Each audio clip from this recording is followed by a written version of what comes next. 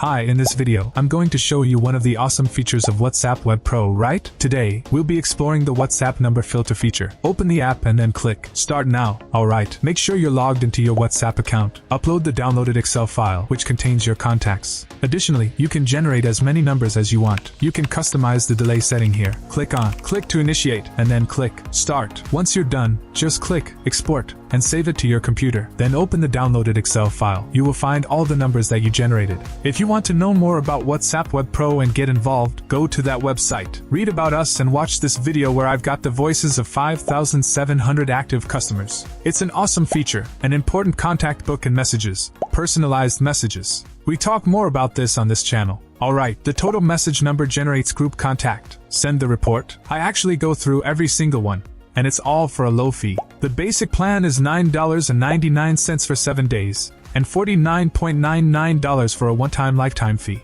That's a full license. Guys, get involved right now with the link. Thank you so much. Would you kindly do me a massive favor? Please hit the like button, subscribe to our channel, and click the bell icon for notifications. I'll see you next time.